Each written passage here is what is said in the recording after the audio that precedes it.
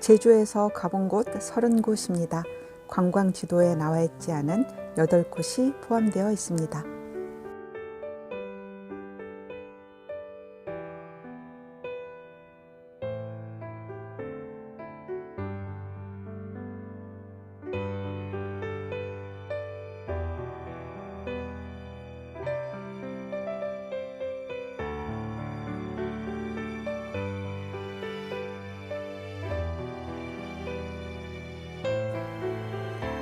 제주 여행지 30곳을 소개하고 제주도에 대한 알쓸 신잡 이야기를 들려드릴게요.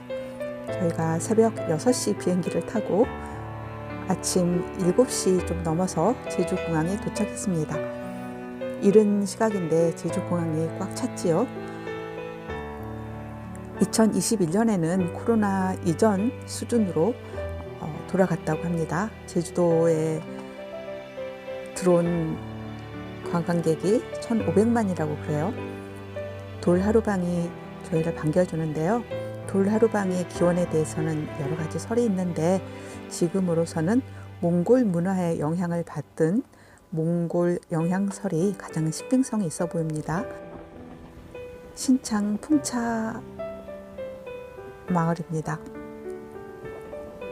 풍차가 빙글빙글 돌아가는 모습이 굉장히 이국적이고 되게 예뻐서 제가 몇 년 전에도 여기를 와서 되게 인상적이어서 기억을 했던 마을이에요.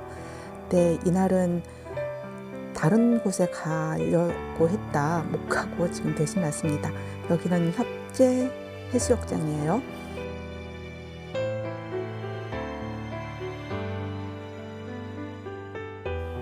곽지 해수욕장입니다. 바닷바람이 너무 세서 오래 있을 수가 없었어요.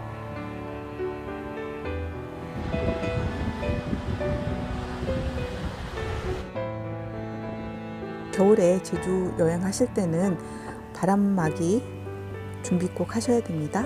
여기는 하기애월 해안도로에 있는 그 카페촌이었어요. 제주에는 카페촌이 굉장히 여러 곳에 조성되어 있었고 이곳에도 마찬가지로 많은 카페가 있었어요. 여기는 상효원입니다. 동백이 많이 졌지요. 겨울 수목원이어서 사실 볼거리가 그렇게 많지는 않았는데 제주의 그 다양한 수종들을 볼 수 있었고 아직 파릇파릇한 그런 식물도 볼 수 있었고 이거는 참꽃나무라고 제주도를 대표하는 꽃나무라고 그래요. 그리고 배롱나무도 이렇게 많았고요. 여름에는 아마 배롱나무와 수국이 굉장히 장관을 이룰 것 같습니다. 대숲도 있고요. 그래서 겨울이지만 산책하기에는 나쁘지 않았습니다. 요 숲길을 따라 올라가면 카페가 있더라고요. 육지의 분수는 다 얼어붙었는데 여기는 아직 제주도의 분수는 힘차게 올라가고 있죠. 하지만 겨울이어서 역시 약간 황량한 그런 느낌은 어쩔 수가 없는 것 같아요. 제주도 다니다 보면 여러 가지 꽃들이 많이 피어 있는데 이 수목원에서 겨울 꽃들을 테마로 하면 어떨까 하는 생각이 들었어요. 홍매가 벌써 피었어요. 1월인데.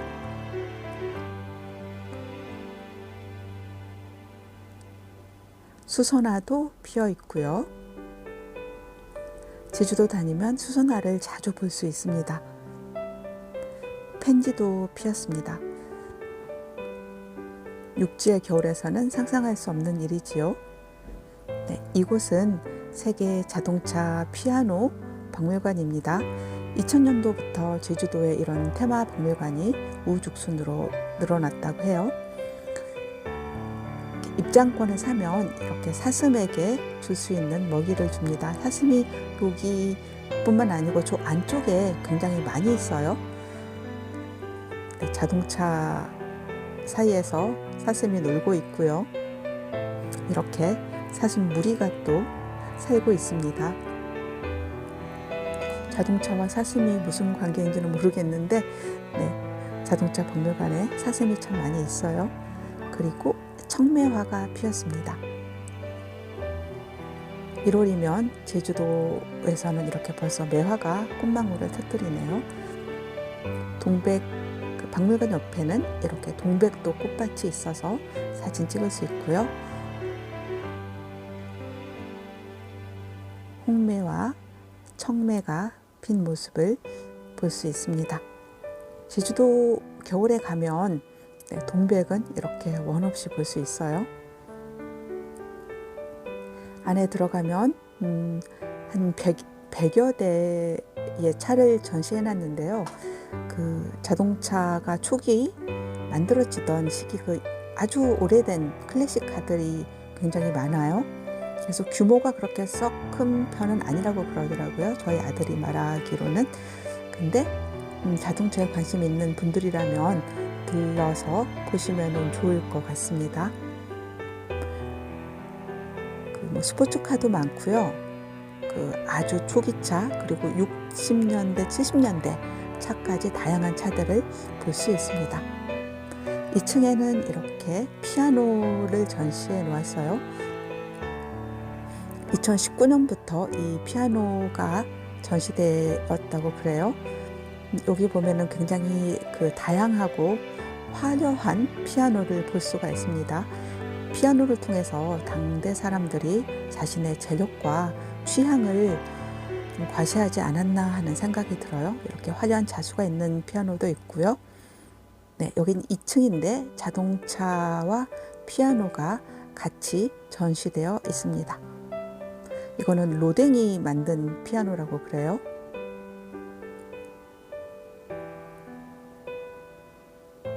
황금 피아노도 있습니다. 2층 모습이고요. 굉장히 화려하죠. 아래층에는 이렇게 주머니를 노리는 미니카 샵이 있어요. 독일에서 만들었다고 하는데 굉장히 정교한 대신 아주 가격은 사악합니다. 여기는 516도로 숲터널이에요. 516도로는 제주시와 서귀포를 연결하는 제주도 최초의 국도라고 그래요. 가을에는 이 숲터널에 단풍이 들면 그렇게 이쁘다고 합니다. 그리고 제주도 도로는 굉장히 운전하기가 쉽지 않아서 렌터카 운전하시는 육지분들이 사고를 많이 낸다고 해요. 이 숲터널을 보시고 싶으시면 저 281번 버스를 타도 될 것 같아요. 이거는 유리옵스라는 꽃인데요. 제주도 전역에서 볼 수 있었고요. 이 먼나무 열매 또한 제주도 전역에서 볼 수 있었어요. 여기는 천지연 폭포입니다. 제주도의 대표적인 관광지 중에 한 곳이지요. 그래서 사람이 꽤 많았습니다.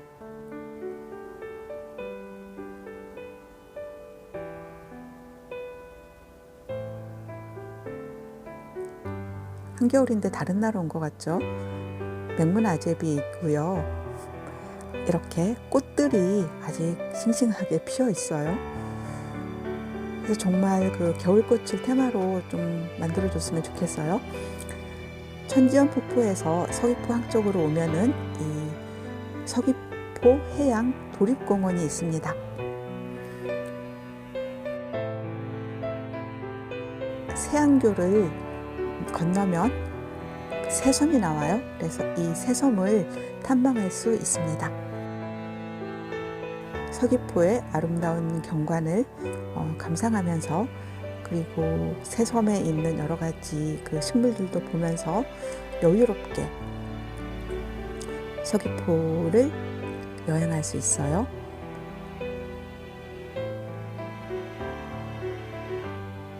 세용교는 야경도 굉장히 예쁘다고 하는데 저희는 야경은 한 번도 보지 못했습니다. 그리고 70리 공원으로 올라갔는데요.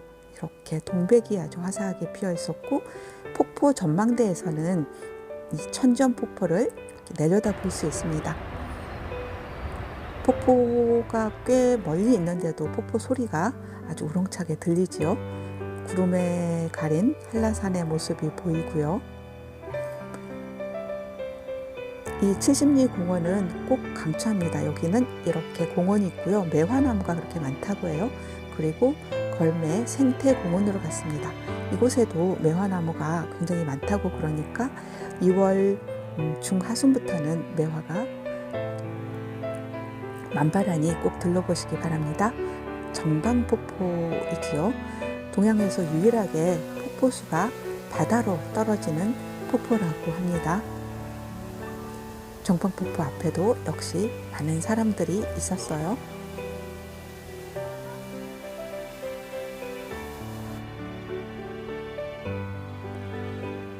한라산과 종려나무가 보이고요. 여기는 소정방폭포예요. 정방폭포에서 저희가 소천지로 가는 길에 만난 아주 자그마한 폭포인데 아기자기하고 아주 예쁜 폭포였어요. 그래서 꼭 놓치지 말고 보시기 바랍니다. 정방폭포에서 멀지 않은 거리에 있습니다. 세로로 찍어서 좀 아쉽네요. 소천지로 가는 길에 본 서귀포의 모습입니다.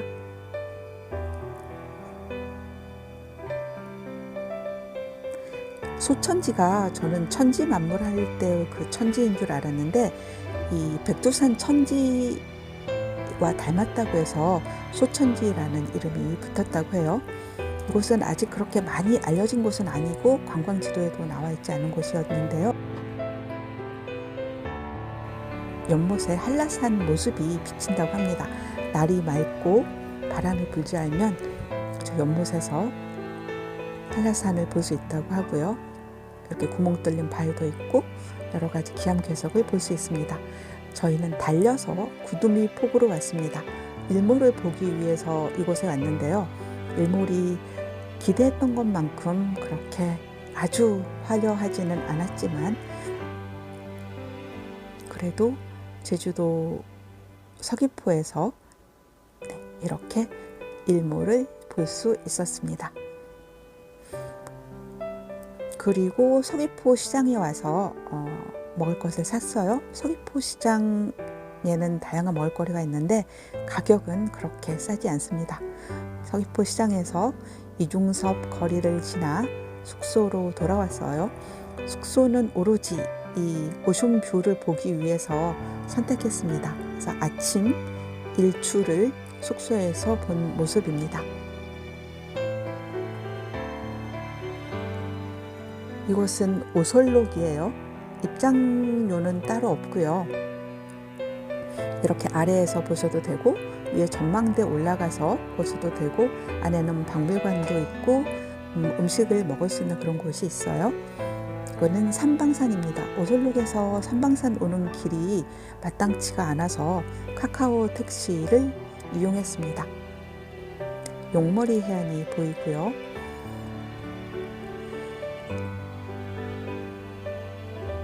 삼방산 아래에는 삼방사와 보문사 두 절이 아주 나란히 붙어 있어요. 그래서 지금 보이는 절이 어느 절인지 잘 모르겠어요.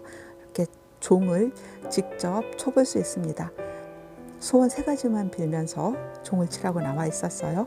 이 길을 따라 올라가면 삼방굴사가 나오는데 거기는 유료이고요. 삼방굴사에서 보는 뷰와 여기서 보는 뷰가 크게 다를 것 같지 않아서 저희는 포기하고 용머리 해안으로 갔습니다. 용머리 해안으로 가는 길에서 바라본 삼방산의 모습입니다. 삼방굴사까지만 탐방이 허용되고 있어요. 용머리 해안에 갔더니 들어갈 수가 없다고 그래요. 분명히 10시부터 5시까지가 입장 시간이었는데 이 만조가 되어서 아마 못 들어간 것 같아요. 이것은 하멜 상선 전시관입니다. 하멜이 이 제주도에 표류했지요. 그래서 그들이 타고 온 저 배를 본따서 전시관을 만들었고요. 이 언덕에는 하멜 기념비가 있습니다. 네덜란드 대사관이랑 같이 만들었다고 그래요. 이 하멜비 아래로 내려가면 이렇게 또 해안이 나와요. 이것은 하멜비에서 본 하멜 전시관이고요. 요 아래 이 해안가 풍경도 굉장히 좋으니 용머리 해안 놓쳤다고 슬퍼하지 마시고 이 해안가도 한번 들러보시기 바랍니다. 여기는 중문 관광단지예요. 1월인데 이렇게 진달래가 활짝 피었습니다.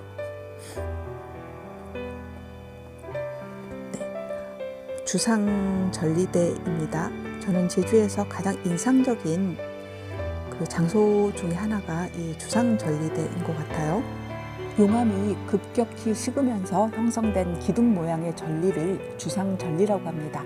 기둥 모양이라는 뜻의 한자 주상과 암석이 갈라져 생긴 틈을 가리키는 전리가 합쳐진 말이지요. 뜨거운 용암이 차가운 물을 만나면 빨리 식게 되겠지요. 그 과정에서 부분별로 쪼개지면서 육각형 모양으로 수축이 일어나서 이런 벌집 모양의 주상전리가 생긴다고 합니다. 이것은 중문관광단지에 있는 야자수인데요. 60년대 말부터 이 규슈에서 들어온 야자수를 심었다고 해요. 여기는 천재연 폭포로 가는 길입니다. 천재연 폭포는 제2폭포, 제1폭포, 제3폭포 폭포가 3개가 있어요. 가장 먼저 제2폭포를 보게 되고요. 이날 저희가 주상전리대에서 천진폭포까지 걸어오느라고 너무 힘들어서 동영상이 없네요. 이곳이 제1폭포예요. 비가 올 때만 여기에는 폭포가 형성되고요. 평소에는 이렇게 연못 모양입니다. 이 연못을 천재연이라고 해요. 여기는 제3폭포입니다. 폭포가 작고 귀엽지요.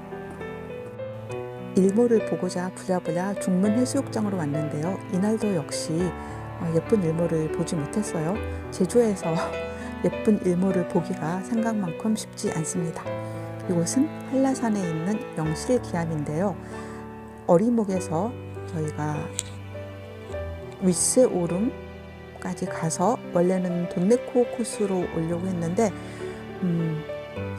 어리목으로 다시 돌아와서 제주시까지 갔다가 서귀포로 오는 그런 일이 있었습니다.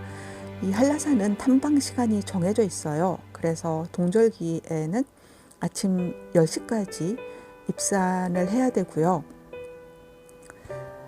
또 그 윗세오름에서는 1시 넘으면 그 돈네코 코스 쪽으로 갈 수가 없었고, 남벽 분기점에서는 2시 넘으면 돈네코 코스로 갈 수가 없었어요. 저희가 1시에 부랴부랴 남벽 분기점으로 방향을 틀었는데 남벽 분기점에서 2시가 좀 넘었더니 길을 막더라고요. 2시가 넘으면 내려갈 수가 없고 돈네코가 굉장히 교통편도 안 좋고 위험하다고 그래서 결국은 돌아와야 했습니다.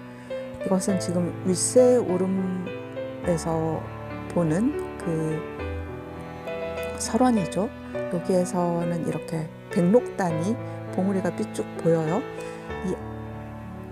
입산할 때 보면은 이렇게 표지판이 있어요. 근데 저희가 이 탐방 시간을 정확하게 인지를 하지 못해서 결국 원래 계획했던 거와 달리 돈네코 코스로 가지도 못하고 어리목으로 다시 돌아와야 했고, 더 황당한 것은 내려왔는데 마지막 버스가 6시에 있었어요.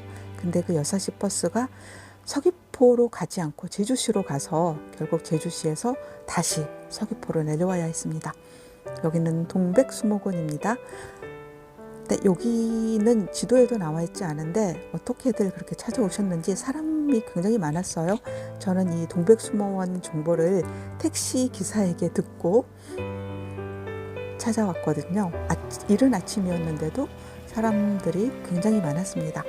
그래서 혹시라도 동백과 좀 여유롭게 사진을 촬영하고 싶으면 이 동백수목원 옆에 입장료를 받지 않는 동백꽃밭이 있어요. 거기 가서 찍으시면 될 것 같아요. 거기도 아마 조만간 입장료를 받을 것 같다는 그 현지 분의 말씀이 있었어요. 전망대에서 바라보는 동백수목원의 모습이 제일 예쁩니다. 12월이 동백의 절정이고요. 1월부터는 동백이 지기 시작해서 이렇게 바닥에 빨간 꽃잎이 젖어 있습니다. 이곳이 입장료 받지 않는 동백 꽃밭이고요. 그 맞은편에는 동백 카페가 있어요. 여기는 입장료 포함해서, 차값 포함해서 입장료가 2,000원이라고 그러는데 시간이 없어서 못 들어갔어요. 다음에는 이 동백 카페를 꼭 가보고 싶어요. 저 동백나무가 동백수목원에 있는 나무보다 훨씬 오람하고 예쁘지요. 성산 일출봉으로 가는 버스에서 보게 된 유채꽃밭입니다. 너무 놀라서 이게 웬일인가 싶어서 사진을 찍었습니다. 근데 일단 성산 일출봉을 저희가 목표로 했기 때문에 성산 일출봉에 왔어요. 정상은 관람료 5,000원인가 내고 올라와야 됩니다. 근데 올라와 보면 이렇게 사실 별거는 없어요. 성산봉의 삼면은 깎아지른 듯한 해시계가 보이죠. 바깥에서 보면 이렇게 분화구에는 99개 봉우리가 빙 둘러서 있는데 그 모습이 거대한 성과 같다고 해서 성산이라고 합니다. 해돋이가 유명해서 일출봉이고요. 이 분화구 안에는 풀밭이 펼쳐져 있는데 원형 경기장과 비슷하게 보이지요. 여름에는 이 억새나 띠 등이 군락을 이루어서 참 예쁠 텐데 겨울에는 좀 이렇게 황량합니다. 관람료를 내지 않고 내려오는 이 길이 오히려 더 예쁘고요. 성산 일출봉은 바깥에서 보는 모습이 더 예쁜 것 같아요. 성산 일출봉에는 락커가 있어서 짐을 보관하고 이제 다닐 수가 있습니다. 저희는 성산 일출봉을 올라갔다 내려와서 이 해변가를 좀 보고요. 그 오다가 본 유채꽃밭에 대한 미련을 버리지 못해서 올레길을 따라 그 광치기 해변으로 갔습니다. 가면서 본 성산 일출봉의 모습입니다. 1월인데 이렇게 유채꽃이 활짝 피었어요. 유채꽃밭은 시에서 운영하는 꽃밭이 있고요. 개인이 운영하는 꽃밭이 있는데 개인이 운영하는 꽃밭에 들어가려면 1,000원을 내야 돼요. 입장료가. 이 광치기 해변에 있는 이 꽃밭은 입장료가 없는 유채 꽃밭이었습니다. 1월인데 마치 겨울 한복판에서 봄을 만난 것 같아요. 그리고 만장굴로 갔습니다. 만장굴도 이 입장 시간이 정해져 있어서 저희가 결국 택시를 타고 만장굴로 이동했습니다. 만장굴은 용암동굴이죠. 이 석주는 용암 석주는 세계에서 가장 큰 석주라고 그럽니다. 동굴 벽에 한글이 보여서 너무 신기해서 사진을 찍어 보았고요. 무슨 사연이 있는지는 모르겠어요. 용암 동굴은 용암이 흘러간 길을 따라 만들어진 굴이지요. 이 길이로 따지면 세계 11위 정도의 길이라고 그래요. 여기는 사라봉 가는 길입니다. 제주시에서 어디를 갈까 하다가 이 사라봉에 왔어요. 사라봉은 원래는 일몰이 굉장히 유명한 곳인데요. 저희는 아침에 갔습니다. 여기 가면 이렇게 비행기가 뜨고 내리는 모습을 볼 수가 있어요. 아마 저기 보이는 봉우리가 도두봉인 것 같아요. 도두봉에 가면 비행기를 더 크게 볼 수 있다고 합니다. 다음에 제주도에 가면 도두봉에 가서 일출도 보고 비행기 이착륙하는 모습을 볼까 생각 중이에요. 거의 5분에 한 대꼴로 비행기가 내려오는 것 같아요. 이 김포 제주 노선이 세계에서 가장 붐비는 항공 노선이라고 그럽니다. 정말 버스보다도 더 자주 비행기가 내려오고 있어요. 제주로 가는 비행기를 타기는 쉬운데요. 제주에서 버스를 타고 움직이는 것은 쉽지 않습니다. 그래서 제주 여행을 하실 때는 동선을 잘 짜셔야 되고 카카오 택시를 이용하는 것도 추천합니다. 이 이야기는 다음에 자세히 할게요. 토끼를 만났습니다. 뜻하지 않은 귀요미들을 만났는데요. 이 토끼들이 언제부터 여기에서 살게 되었는지는 모르지만 사라봉의 명물이라고 그래요. 저희는 나중에 알게 되었고요. 이렇게 수서나 지금 잎을 주었더니 이렇게 잘 받아 먹지요. 저희가 토끼 구경을 하고 있으니까 어떤 분이 오셔서 저쪽에 토끼 4마리가 있다고 해서 토끼를 찾아서 걸음을 옮겼더니 정말로 이렇게 4마리가 옹기종기 있었고 그 주위에 사람들이 모여서 토끼 구경을 하고 있었어요. 이 토끼들이 지금 먹고 있는 이게 그 수선화인데요. 제주도 곳곳에 이 수선화가 정말 많이 피어 있어요. 겨울인데 추사 김정희가 이 제주도에 유배 왔을 때 이 수선화를 보면서 참 위안을 많이 받았는데, 농민들은 이 수선화가 굉장히 귀찮은 잡초에 불과했던 거죠. 그래서 자꾸 호미로 파내니까 그 모습을 보면서 추사 김정희가 마치 자신의 모습을 보는 것 같아서 안타까워하는 그런 글을 쓴 적도 있어요. 이렇게 만져도 되고요. 내려오는 길에는 동박새를 만났습니다. 제주항의 모습이 보이는데요. 제주항은 무역, 국내 물류, 여객 수송의 역할을 전담하는 국제항입니다. 육지로부터 들어오는 온갖 물품이 이 제주항을 통해서 거의 들어온다고 할 수 있고요. 추자도, 전라남도, 경상남도, 부산, 인천광역시를 오가는 여객기가 운항하고 있습니다. 그리고 크루즈도 정박하는 국제무역함입니다. 제주 동문시장 옆에 있는 산지천인데요. 야간에는 조명을 예쁘게 밝힌다고 그래요. 제주시에도 이 털머위, 펜지 이런 꽃들이 싱싱하게 피어 있습니다. 요리옥수도 역시 많고요. 용현입니다. 저는 개인적으로 제주시에서 가장 아름다운 곳이 이 용현인 것 같아요. 이곳에서 용이 놀았다고 해서 용현이라는 이름을 갖게 되었고, 조선시대 그 제주 목사로 부임을 하면 이곳에서 환영회를 열었다고 그래요. 그리고 여기에 배를 띄워서 풍류를 즐겼다는 기록이 있습니다. 그만큼 굉장히 경관이 아름다운 곳이고요. 이 용현의 물은 흘러서 바다로 나가게 됩니다. 많은 분들이 용두암은 잘 아시는데 이 용현은 그냥 지나치는 것 같아요. 용두암은 앞에서 보면은 그냥 정말 시커먼 바위 덩어리에 불과하고요. 용두암의 모습을 보려면 이렇게 아래쪽으로 내려와서 보는 것이 좋습니다. 용두암은 제주공항과 가까워서 정말 비행기를 가까이 볼 수 있습니다. 머리 위로 비행기가 막 날아다녀요. 구글 지도하고 네이버 지도 보면서 제주도를 여행을 했는데요.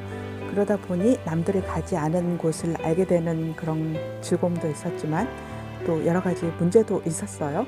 그래서 제주 일주일 동안 제주 여행을 하면서 좀 정리한 내용들, 어느 곳이 가장 좋았고 어느 곳이 더 가고 싶고, 그리고 제주도에 좀 제안하고 싶은 내용이 있어서 그 이야기는 다음 영상에서 말씀드리겠습니다.